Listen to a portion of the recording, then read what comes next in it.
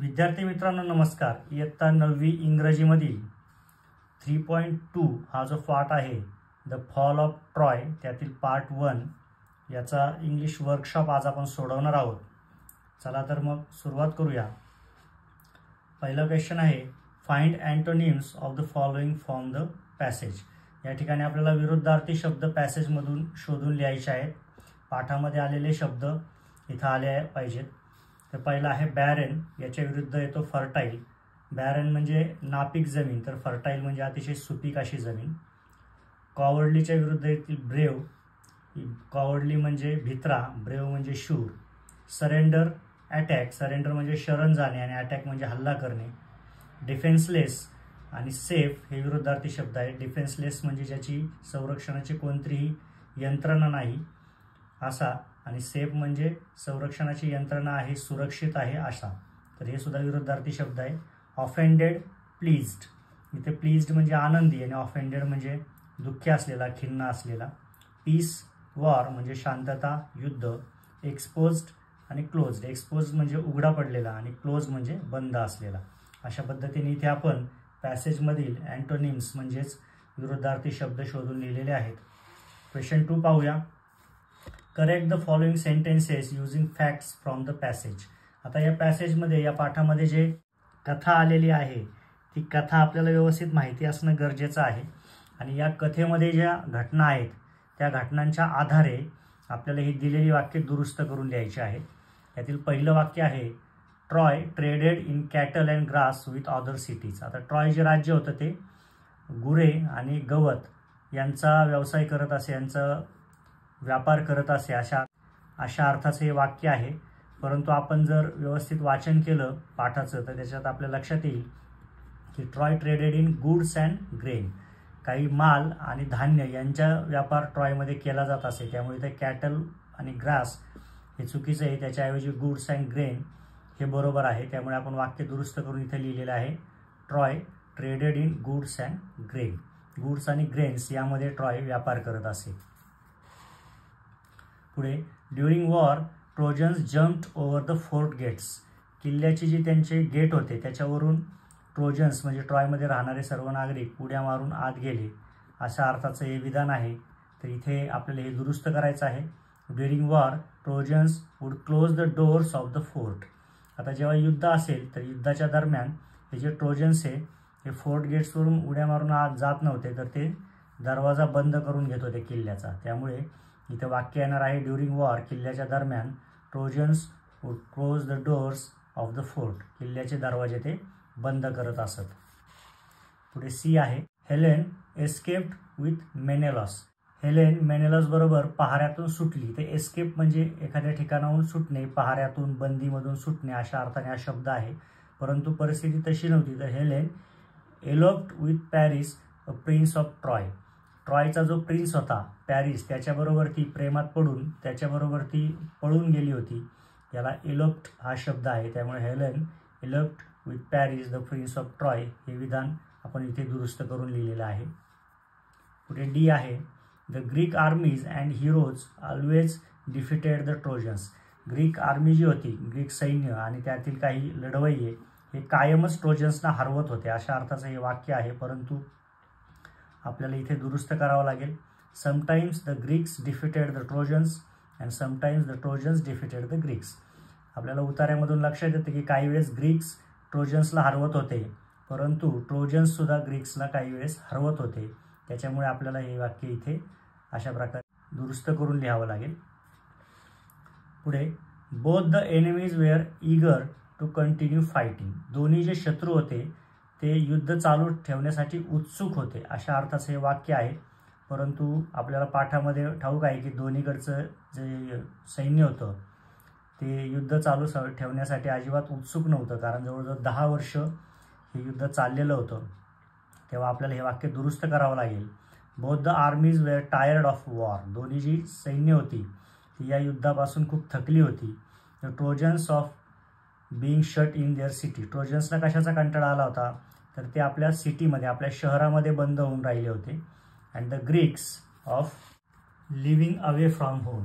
Greeks जे होते ते आपल्या घरापासून दूरवर इथे लढाईसाठी आले होते, त्यामुळे ते दूरवर लढायला आल्यामुळे थकलेले होते. अशा पद्धतीने दोन्ही सैन्य ही थकलेली होती. पुढे Troy was attacked because it was a strong rich city. ट्रॉयवर याकरता हल्ला झाला होता की ट्रॉय ही अतिशय बळकट आणि श्रीमंत सिटी होती, शहर होतं, म्हणून त्याच्यावर हल्ला झाला होता असा या वाक्याचा अर्थ आहे. परंतु हे वाक्य आपल्याला दुरुस्त करावं लागेल कारण या कारणाने हल्ला झाला नव्हता. तर योग्य वाक्य राहील Troy was attacked because the Greeks wanted to take revenge on Troy for the wrong done to their king Menelaus.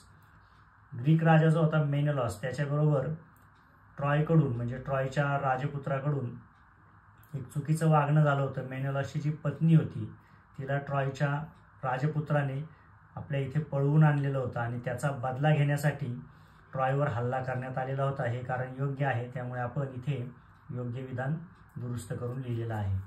पुढे तिसरा प्रश्न आहे state the counter action for the following action. आपल्याला इथे एक कृती दिलेली आहे आणि त्या कृतीच्या विरोधामध्ये किंवा त्या कृतीवर प्रतिक्रिया म्हणून कोणती कृती झाली ते आपल्याला पाठातून शोधून लिहायचं आहे.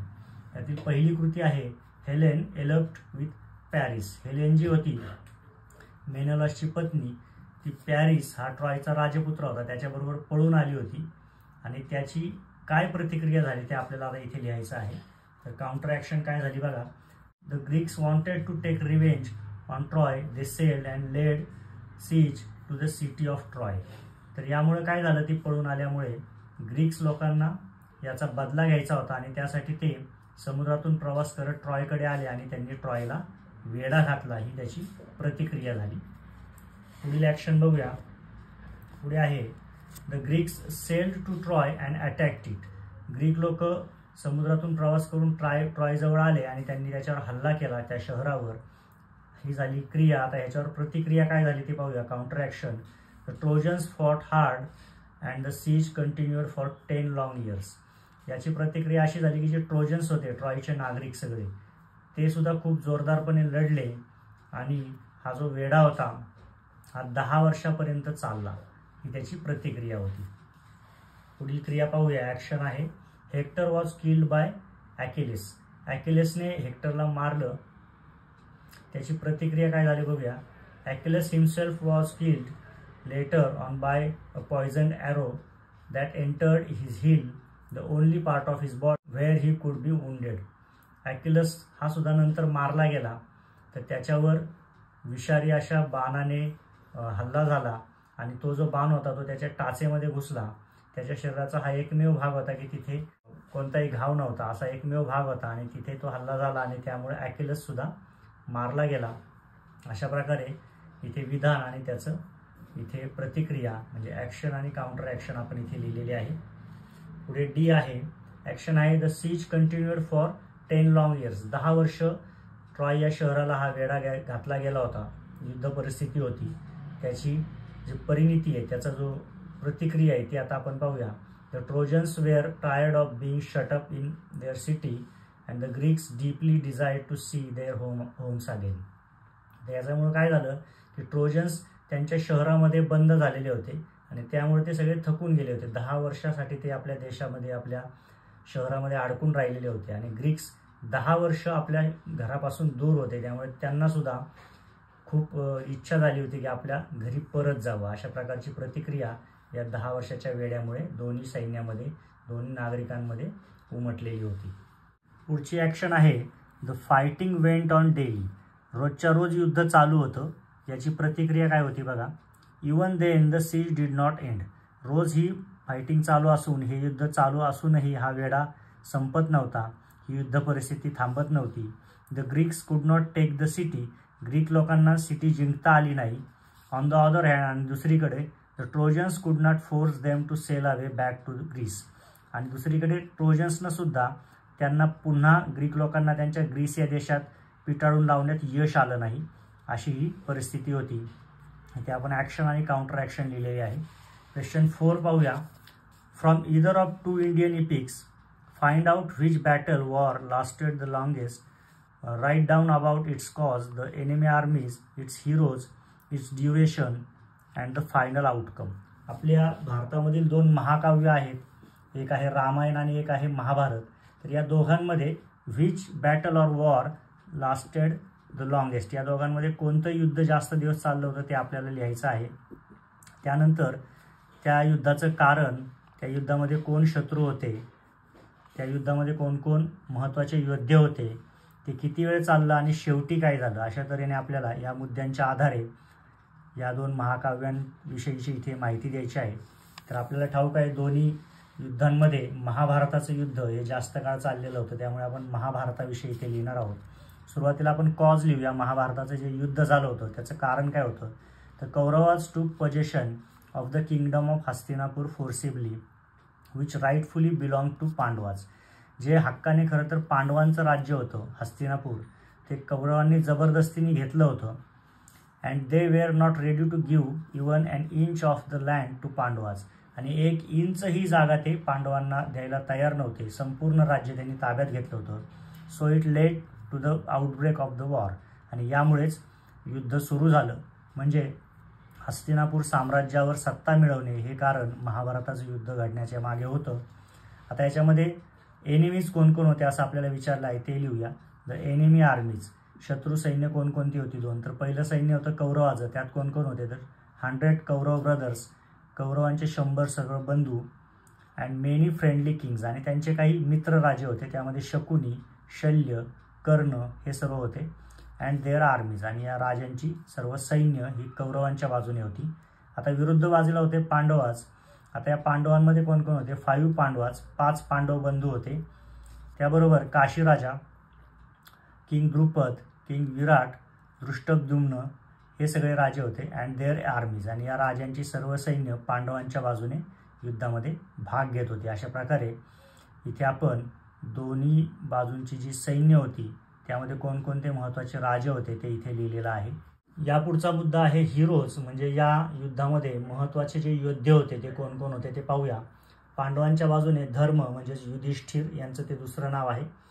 तर युधिष्ठिर होते. अर्जुन, भीम, नकुल, सहदेव, अभिमन्यू हे सर्व योद्धे होते. आणि यांच्या जोडीला and Shrikrishna as the charioteer of Arjun, अर्जुनाच्या रथाचा सारथी म्हणून श्रीकृष्णाने पांडवाच्या बाजूने यामध्ये सहभाग घेतलेला होता. यानंतर कौरवांच्या बाजूचे योद्धे पाहूया. दुर्योधन, दुःशासन, कर्ण, भीष्माचार्य, द्रोणाचार्य आणि जयद्रथ हे कौरवांच्या बाजूचे सर्व योद्धे होते. यानंतर आपण ड्युरेशन म्हणजे किती दिवस हे युद्ध चाललं ते पाहूया. The war lasted for 18 days, 18 दिवस हे युद्ध चालू होतं. आणि फायनल आउटकम म्हणजे युद्धातून शेवटी निकाल काय लागला ते पाहूया. The war ended in victory to Pandavas, पांडवांचा शेवटी विजय झाला. All mighty warriors from Kaurava side except Ashwatthama were killed, Ashwatthama वगळता कौरवांच्या बाजूचे सर्व शक्तिशाली योद्धे या युद्धामध्ये मारले गेले. And it was a complete ruin of them, आणि कौरव या युद्धामध्ये पूर्णपणे उद्ध्वस्त झाले. पांडवाज रिगेंड हस्तिनापूर, आणि पांडवांनी हस्तिनापूर जिंकून घेतलं. अशा पद्धतीने दिलेल्या मुद्द्यांच्या आधारे आपण महाभारताची पूर्ण युद्धाची माहिती या ठिकाणी लिहिलेली आहे. आता लँग्वेज स्टडीचा भाग पाहूया. ह्याच्यामध्ये आपल्याला शिकायचं आहे जिरण और व्हर्बल नाउन, म्हणजे कृदंत किंवा धातुसाधित नाम असं त्याचं मराठीमध्ये नाव आहे. तर पाहूया. Underline the subject in the following sentences, इथे सब्जेक्ट म्हणजे कर्ता आहे. इथे आपल्याला 5 वाक्य दिलेले आहे. तर आपल्याला इथे या वाक्यांमधील कर्त्याखाली अंडरलाईन करायचे आहे, अधोरेखन करायचं आहे. पहिलं वाक्य आहे Paris had brought her to Troy. इथे पॅरिस हा सब्जेक्ट आहे, कर्ता आहे. The Greeks waited to take revenge on Troy, या ठिकाणी द ग्रीक्स हे जे शब्द आहेत हा कर्ता आहे. The Greek armies sailed to Troy, इथे ग्रीक आर्मीज हा कर्ता आहे. The Trojans to fought hard, इथे ट्रोजन्स हा कर्ता आहे. द फायटिंग वेंट ऑन, इथे फायटिंग हा कर्ता आहे. आता इथे ING प्रत्यय लागलेलं क्रियापद आहे, आणि हे क्रियापद ING प्रत्यय लागून सुद्धा इथे कर्त्याचं काम करत आहे. द फायटिंग वेंट ऑन म्हणजे लढाई चालू राहिली, भांडण चालू राहिले. या ठिकाणी फायटिंग इथे क्रियापदाला ING प्रत्यय लागूनही त्याने नामाचं काम केलेलं आहे. अशा पद्धतीने जेव्हा क्रियापदाला ING प्रत्यय लागून तो शब्द वाक्यामध्ये नामाचं काम करतो त्याला कृदंत किंवा धातुसाधित नाम असं म्हणतात, आणि त्यालाच इंग्रजीमध्ये जिरंड किंवा व्हर्बल नाउन असं म्हणतात. Here we see that the ing form of the verb fight is used as a subject in the fighting went on. आता द फायटिंग वेंट ऑन ह्या वाक्याचं निरीक्षण केलं तर आयएनजी फॉर्म म्हणजे फाईट या क्रियापदाला आयएनजी प्रत्यय लागलेला आहे आणि हा जो आयएनजी फॉर्म आहे फायटिंग, फाईटचा आयएनजी फॉर्म फायटिंग होतो, तर हा इथे सब्जेक्ट म्हणून काम करत आहे, कर्ता म्हणून या वाक्यामध्ये काम करत आहे. It does the work of noun when the ING form of the verb is used as a noun it is known as gerund or verbal noun. आपण वरती पाहिल्याप्रमाणे जेव्हा एखाद्या क्रियापदाला आयएनजी जोडलेलं असतं आणि तयार होणारा जो शब्द आहे हा त्या वाक्यामध्ये नामाचं काम करत असतो, तेव्हा त्याला आपण जिरंट किंवा व्हर्बल नाउन म्हणतो. Read the following examples of gerunds. इथे काही जिरंट्सची एक्झाम्पल्स दिलेले आहेत, उदाहरणं दिलेली आहेत. Gardening is an art. इथं गार्डन हे क्रियापद आहे, त्याला आयएनजी प्रत्यय लागलेला आहे.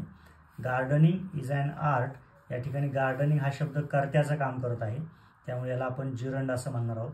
Cooking is science. कुकिंग हे एक शास्त्र आहे, या ठिकाणी कुकिंग हा सुद्धा क्रियापदाला आयएनजी प्रत्यय लागून धातू साधित नाम तयार झालेला आहे. I enjoy reading poems. इथे रीडिंग हे धातू साधित नाम तयार झालेलं आहे, जिरंट तयार झालेलं आहे. I like reading more than writing. इथे रीडिंग आणि रायटिंग हे दोन धातू साधित नाम म्हणजे जिरंट्स आलेले आहेत. पुढे rewrite the above sentences using other appropriate gerunds in place of the ones given here. इथे आता काही वाक्य दिलेली आहेत, वरती जी वाक्य दिलेली आहेत त्या ठिकाणी हे जे शब्द जिरंट्स वापरलेले होते त्याच्याऐवजी दुसरे जिरंट्स वापरून आपल्याला पुन्हा वाक्य लिहायचं आहे. तर इथे स्पीकिंग इज अन आर्ट असं आपण वाक्य लिहिलेलं आहे. इथे वाक्य आलं होतं गार्डनिंग इज अन आर्ट, याऐवजी आपण स्पीकिंग इज अन आर्ट असं वाक्य वापरलेलं आहे. गार्डनिंग ऐवजी स्पीकिंग हे जिरंट त्या ठिकाणी टाकलेलं आहे. तर गार्डनिंग इज अन आर्टचा अर्थ होता की बागकाम करणे ही एक कला आहे आणि बागकाम काढून आपण इथे बोलणे हा शब्द टाकलेला आहे. बोलणे ही एक कला आहे. इथे वेगवेगळे शब्द टाकून आपण अशा प्रकारे वेगवेगळे जिरंट्स वापरू शकतो. इथे लक्षात घ्यायचं की क्रियापदाला आयएनजी प्रत्यय असणं आवश्यक आहे, तेव्हा जिरंट तयार होईल आणि क्रियापदाला आयएनजी प्रत्यय लागल्यानंतर तो जो शब्द तयार होईल त्याने वाक्यामध्ये नाम म्हणून काम केलं पाहिजे, तेव्हा जिरंट तयार होतं. अशा पद्धतीने इथे आपण लँग्वेज स्टडीमध्ये आज जिरंट किंवा व्हर्बल नाउन याविषयी माहिती पाहिलेली आहे. इथे आपला इंग्लिश वर्कशॉप पूर्ण होत आहे. दिलेल्या सर्व प्रश्नांचे उत्तरांचा व्यवस्थित अभ्यास करा आणि अशाच आणखी प्रश्नांचा सराव करा. धन्यवाद.